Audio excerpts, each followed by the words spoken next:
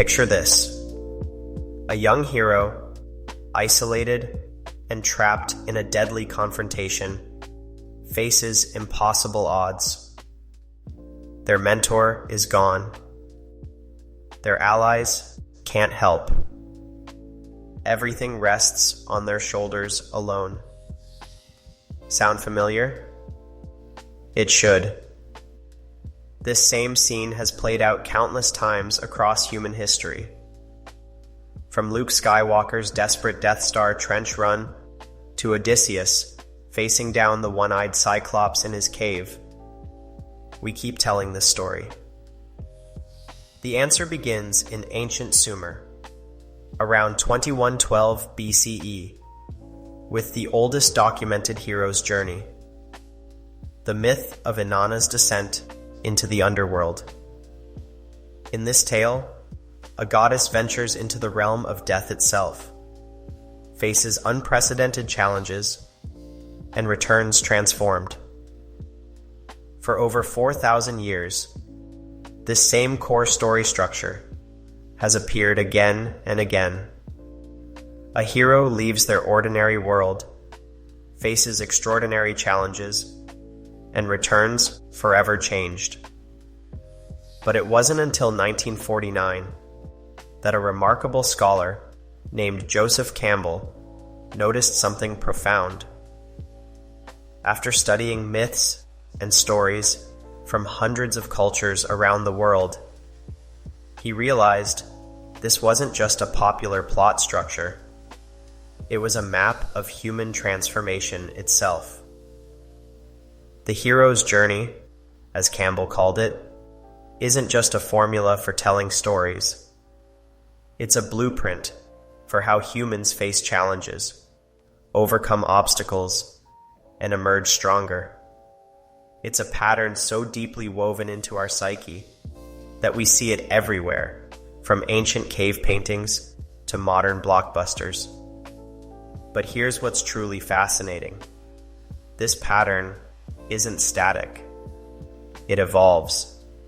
Like a living thing, it adapts to each new era while keeping its core power intact. And looking at how it changes reveals something remarkable about both storytelling and human nature itself. Today, we're going to explore how this ancient pattern has transformed across history, and why understanding it matters more now than ever. Because in an age of unprecedented change, we need our eternal stories more than ever. Let me show you what I mean.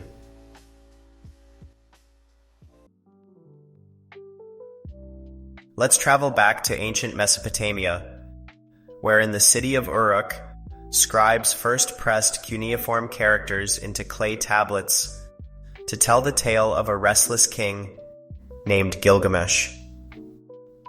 Written around 2100 BCE, the Epic of Gilgamesh presents us with the earliest known hero's journey in written literature. But what's remarkable isn't just its age. It's how many elements of the pattern were already firmly in place: a divine call to adventure, supernatural aid, a series of escalating trials, a supreme ordeal, and finally, a return home transformed. This wasn't just storytelling. It was a template for transformation that would echo through millennia. As we move forward to ancient Greece, we see this pattern refined and expanded. Take Perseus, for example. His journey follows the template, but adds new layers: the prophecy of danger, the magical objects, the impossible task, the rescue of the princess, and the tragic fulfillment of prophecy. Or consider Hercules, whose famous 12 labors expanded the trials section into an epic catalog of challenges. Each labor wasn't just a physical test, but a lesson in humility, wisdom, or cunning. This expansion of the pattern showed how the hero's outer journey could mirror their inner transformation.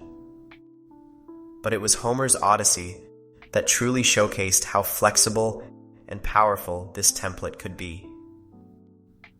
Odysseus's 10-year journey home from Troy wove together multiple calls to adventure, various supernatural aids and challenges, a complex web of trials and temptations, a climactic return and reclaiming of his kingdom. What's fascinating is how oral traditions shaped these stories. When tales were passed down by memory rather than writing, certain patterns emerged that made them more memorable and meaningful. Repetition of key phrases and events, groups of 3 challenges, clear cause and effect relationships, symbolic objects and beings, and universal themes that resonated across cultures. These weren't just storytelling tricks. They were tools for encoding wisdom and experience in a form that could survive generations. The ancient template established core elements we still see today: the call, the journey, the helpers, the transformation, and the return. But what's truly remarkable is how these same elements appear in completely unconnected cultures. Native American tales of ravens stealing fire, African epics of Sundiata founding the Mali Empire, and Chinese legends of Monkey King's journey west all share this basic pattern. This wasn't cultural transmission.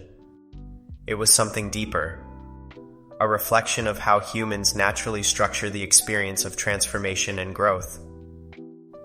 The ancient template wasn't just telling stories. It was mapping the territory of human change itself. As we move into medieval times, we'll see how this template evolved to incorporate new cultural values and spiritual dimensions. But its core power, the ability to encode and transmit the pattern of human transformation, remained unchanged. Think of it this way. If all our modern stories were lost tomorrow, this same pattern would eventually re-emerge. Because it's not just a story structure, it's the structure of how humans face challenges and grow. The ancients didn't invent it. They discovered it. And their discovery continues to shape how we tell stories today.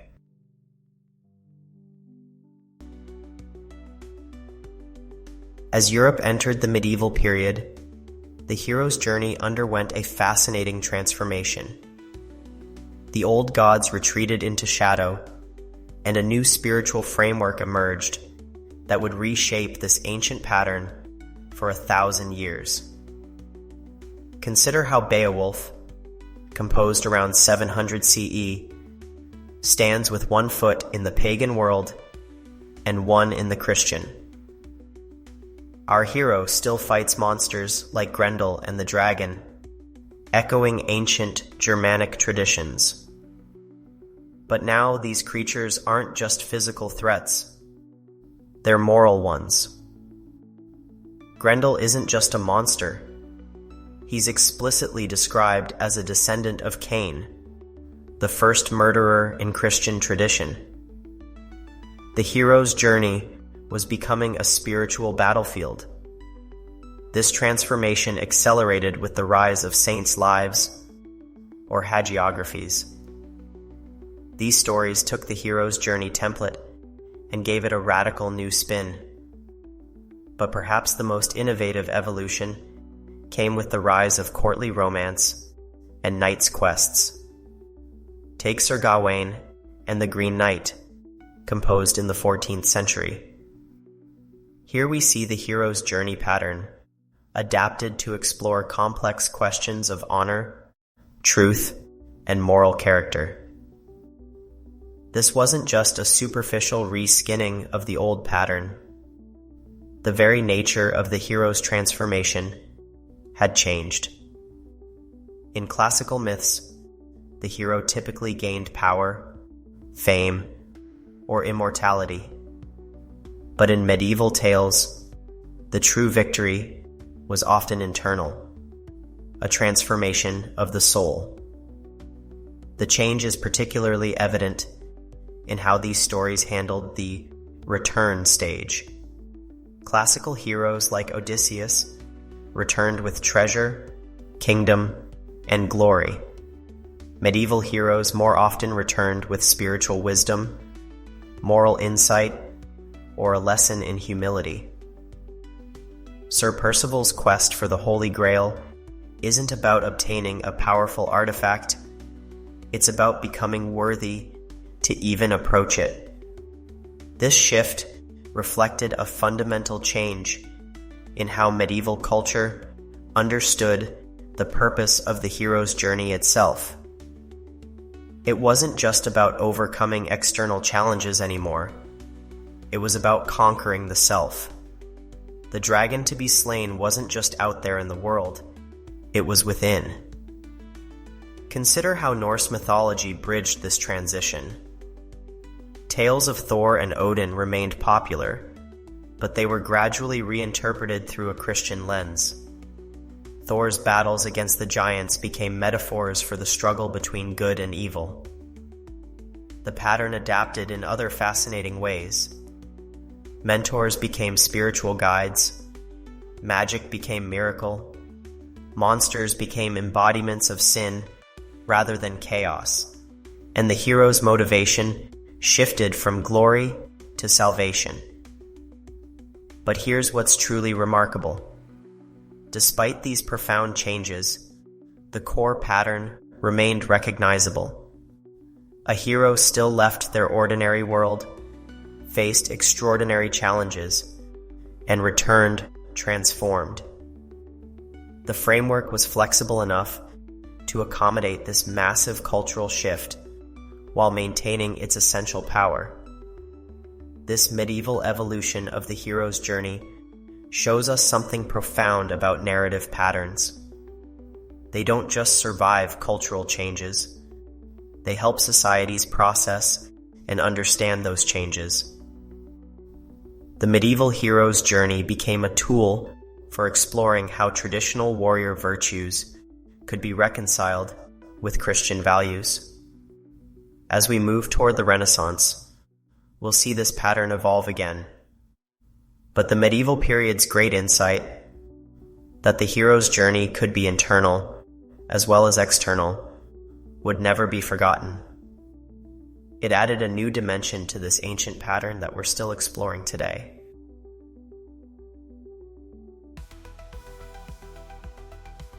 By the time Shakespeare picked up his quill in the late 16th century, the hero's journey was ripe for reinvention. The printing press had democratized storytelling, literacy was rising, and a new kind of hero was emerging, one who questioned the very nature of heroism itself. Shakespeare didn't just use the hero's journey, he dissected it. Take Hamlet. Here's a hero who spends more time wrestling with his thoughts than his enemies. His call to adventure comes from a ghost, yes, but his real journey is through the landscape of his own mind. But it was Miguel de Cervantes who truly turned the hero's journey on its head. Don Quixote, 1605, isn't just a story. It's a commentary on storytelling itself. Our hero has read so many tales of knights and quests that he's lost touch with reality. His journey parodies all the traditional elements. His call to adventure is self-delusion. His supernatural aid is a rusty helmet and a broken-down horse. His trials are laughably mundane situations he misinterprets as epic challenges. His return brings wisdom, but not the kind he expected. Yet somehow, through this satire, Cervantes created something profound. A hero whose nobility lies not in his successes, but in his persistent faith in ideals, even when faced with a world that mocks them. The printing press changed everything. Suddenly, stories weren't just heard, they were read, privately, individually. This technological shift had massive implications for how the hero's journey evolved. Personal interpretation. Readers could now pause, reflect, and interpret at their own pace. Complex characters. Written text allowed for deeper psychological exploration. Multiple perspectives. Authors could present different viewpoints on the same events. Longer narratives. Books could sustain more complex, nuanced journeys. Democratic access. Stories weren't just for the elite anymore. This democratization of storytelling led to the rise of the novel, and with it, a new kind of hero's journey. Daniel Defoe's Robinson Crusoe, 1719, showed how the pattern could work in a more realistic setting. His hero's journey isn't about slaying dragons. It's about surviving isolation, maintaining sanity, and finding meaning in solitude. By the 18th century, we see the emergence of the individual journey in works like Johann Wolfgang von Goethe's The Sorrows of Young Werther, 1774. The hero's transformation isn't about external achievements anymore. It's about emotional and psychological development. Think about how radically the stages of the hero's journey had evolved. Classical era, pre-1500, call to adventure, divine or supernatural intervention, trials, physical challenges and monsters, return, glory and treasure.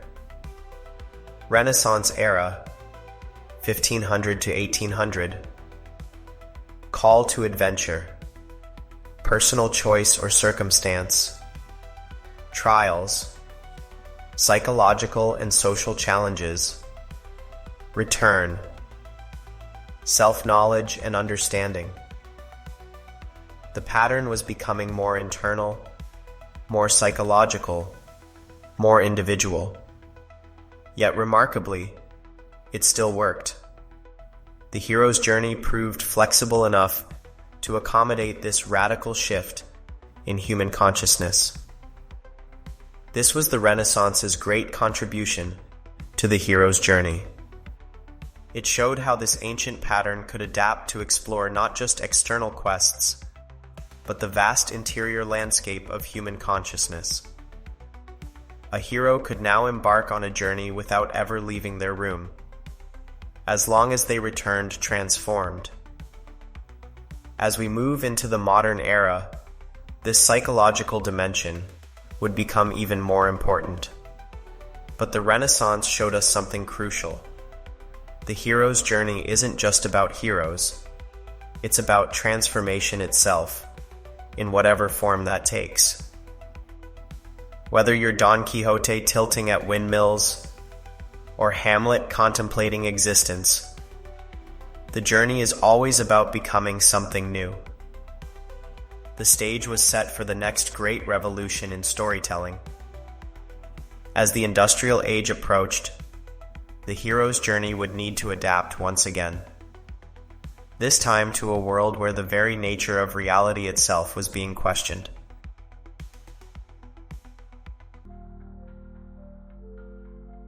The 19th century brought something unprecedented to the hero's journey: a microscope. As psychology emerged as a field of study, storytellers began examining not just what heroes did, but why they did it. The journey was no longer just external. It became a map of the psyche itself. Consider Dostoevsky's Crime and Punishment, 1866. Raskolnikov's journey isn't across oceans or battlefields. It's through the tortured landscape of his own conscience. His monsters are his theories about moral superiority. His trials are psychological rather than physical. His return is a spiritual redemption. Yet the pattern holds, showing how the hero's journey could adapt to explore the darkest corners of the human mind. This psychological turn exploded into full force with the work of Carl Jung in the early 20th century. Jung's concept of archetypes, universal patterns in human consciousness, provided a theoretical framework for understanding why the hero's journey resonated across cultures and centuries. The mentor wasn't just a character. They represented the wise old man archetype. The supreme ordeal wasn't just a challenge. It was a confrontation with the shadow self. Joseph Campbell built on Jung's insights, publishing The Hero with 1,000 Faces in 1949. Campbell showed how the hero's journey wasn't just a story pattern. It was a psychological process of transformation that appeared spontaneously across cultures. He identified 17 distinct stages, though not every story needed to include all of them. But perhaps the most fascinating development was the rise of the anti-hero. As two world wars shattered old certainties about heroism and virtue, characters emerged who subverted traditional heroic qualities while still following the journey's pattern. Traditional hero, pre-1900, versus modern anti-hero, post-1900. This wasn't just a stylistic choice. It reflected profound changes in how society viewed heroism itself. After witnessing the mechanized slaughter of World War I, how could anyone write straightforward tales of martial glory? After the Holocaust, how could stories ignore the capacity for evil in seemingly ordinary people? The impact of the world wars on the hero's journey can't be overstated. Ernest Hemingway's The Old Man and the Sea, 1952, shows how the hero's journey could accommodate both triumph and defeat in the same story. Santiago's physical journey is a failure. He loses his great fish, but his spiritual journey is a triumph of human endurance. This period also saw the emergence of female heroes who challenged traditional journey patterns. Virginia Woolf's Mrs. Dalloway, 1925, showed how the hero's journey could play out in a single day of a woman's life, with the supreme ordeal being not a physical battle, but the courage to face one's own mortality and life choices. The psychological interpretation of the hero's journey revealed something profound. The pattern wasn't just about external challenges. It was about the universal human experience of transformation.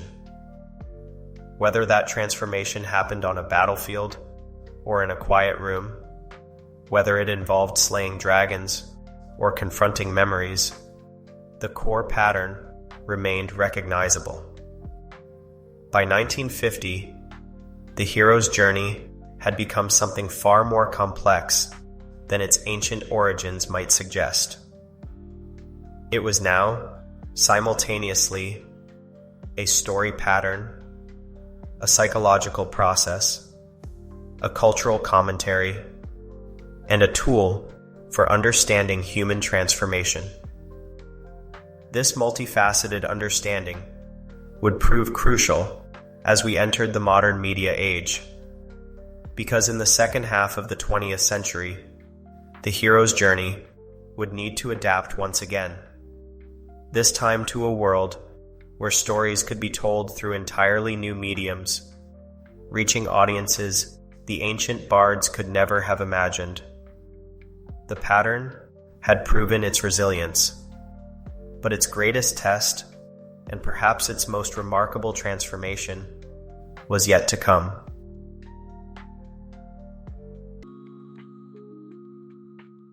In 1977, George Lucas did something remarkable. He took Campbell's theoretical framework of the hero's journey and turned it into a global phenomenon called Star Wars. Lucas didn't just adapt the pattern.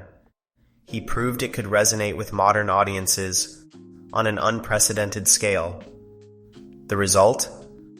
A film that generated over $460 million in 1977, adjusted for inflation, and launched a multimedia empire.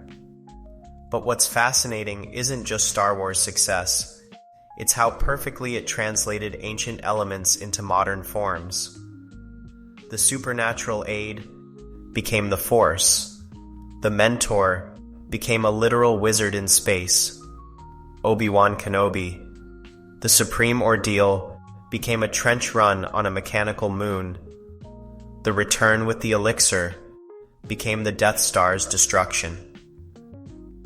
Enter the Marvel Cinematic Universe, MCU, which took this pattern and expanded it to an unprecedented scale.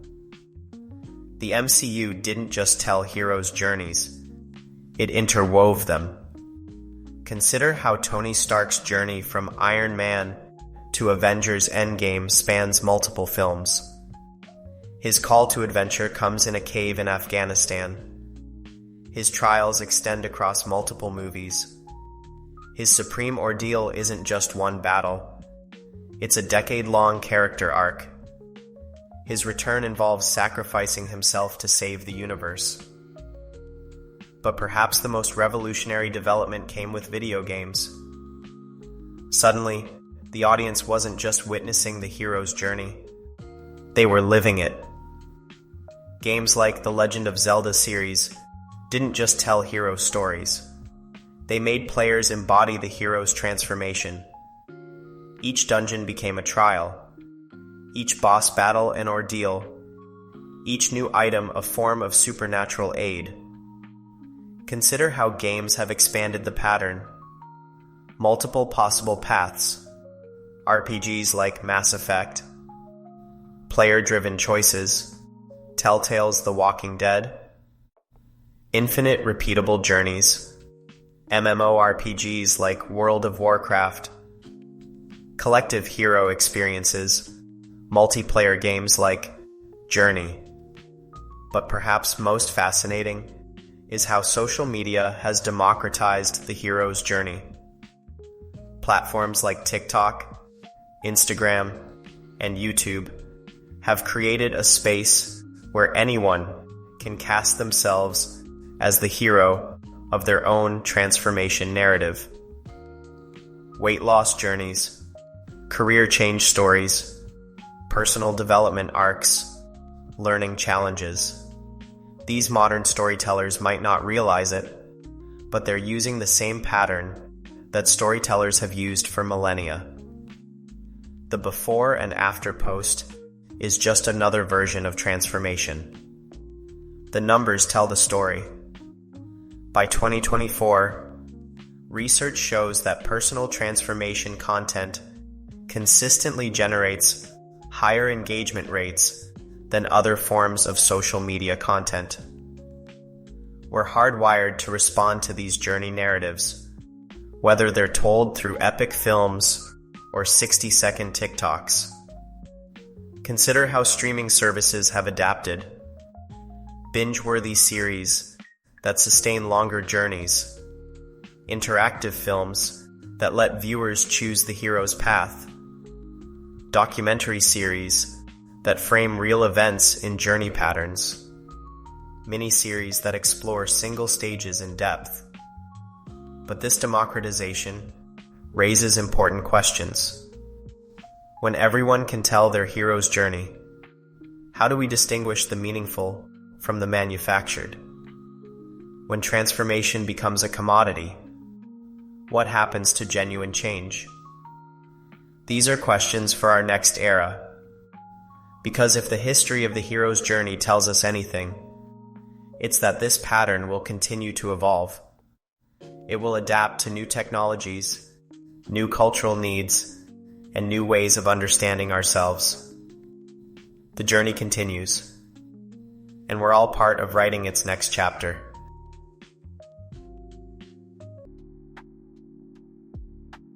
As we stand on the brink of new technological frontiers, the hero's journey faces perhaps its most fascinating evolution yet. Artificial intelligence is already generating stories, raising profound questions about narrative and consciousness. Can an AI understand transformation? Early experiments are intriguing. AI systems like GPT-4 can replicate the pattern, but something essential seems missing.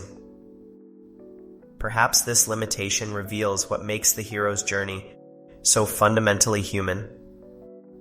Virtual and augmented reality present another frontier.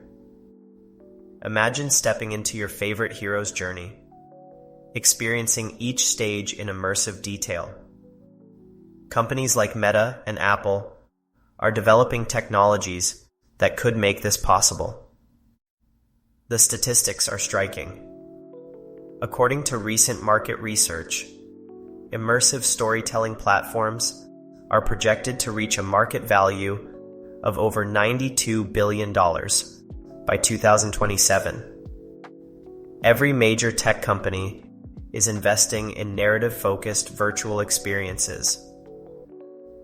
Because the hero's journey isn't just a story structure, it's a map of how humans transform. From Gilgamesh's quest for immortality in 2100 BCE to modern digital narratives, this pattern keeps working because it reflects something fundamental about human experience. We all face calls to adventure. We all need mentors and allies. We all undergo trials and ordeals. We all seek transformation. We all hope to return with wisdom. Think about it. In an age of unprecedented change, when AI can write stories and virtual worlds feel as real as physical ones, we still respond to this ancient pattern. Perhaps we need it now more than ever. As we prepare to face the challenges of our own time, climate change, artificial intelligence, social transformation, this pattern offers both guidance and hope. It suggests that even the greatest challenges can be faced, that helpers can be found, that wisdom can be gained and shared. The hero's journey endures because it isn't just a story we tell, it's a story we live. Every day, in ways big and small, we hear calls to adventure. We face trials. We return transformed. So, as you face your own challenges, remember, you're part of a story that began in ancient Sumer and continues into our digital future. The stages may look different. The challenges may be new, but the core truth remains. Transformation is possible. Before we end, let's test your understanding with some questions to consider. How did the hero's journey pattern differ in ancient myths versus medieval tales? What key modification did Shakespeare make to the traditional hero's journey structure? Remember, every great journey begins with a call to adventure. The only question is, will you answer?